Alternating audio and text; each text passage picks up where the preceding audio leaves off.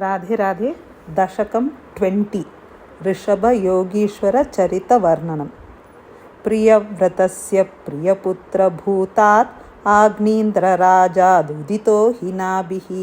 त्वां दृष्ट्वमानिष्ठदमिष्ठिमध्ये तवैव तुष्ट्यै कृतयज्ञकर्मा अभिष्टुतस्तत्र मुनीश्वरैस्त्वं राज्ञस्वतुल्यं सुतमर्थ्यमानः स्वयं जनिष्येऽहमिति ब्रुवानः तिरोधदा बर्हिषि विश्वमूर्ते नाभिप्रियायाम् अथ मेरुदेव्यां त्वम् अंशतो भूदृषभाभिधानः अलोकसामान्यगुणप्रभावप्रभाविताशेषजनप्रमोदः सर्वत्र गोविन्दनामसङ्कीर्तनं गोविन्द गोविन्द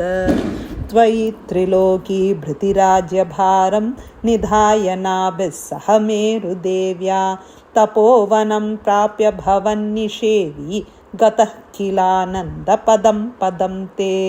इन्द्रस्त्वदुत्कर्षकृतादमर्षात् ववर्षनास्मिन्नजनाभवर्षे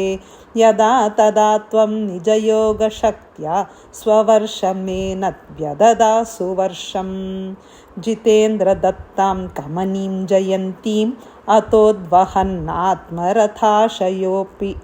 अजीजनस्तत्र शतं तनूजान् येषां क्षितीशो भरतोऽग्रजन्मा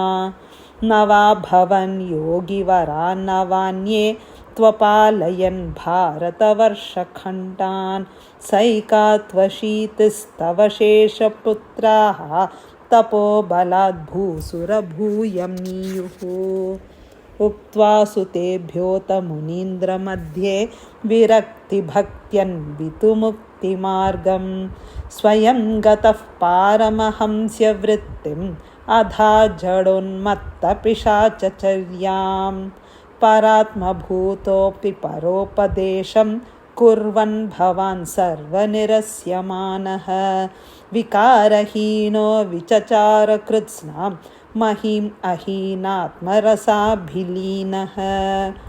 शयुव्रतं गोमृगकाकचर्यां चिरं चरन्नाप्यपरं स्वरूपं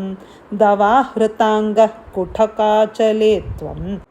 तापान् ममापाकुरुवाथनाथ। सर्वत्र गोविन्दनामसङ्कीर्तनं गोविन्द गोविन्द।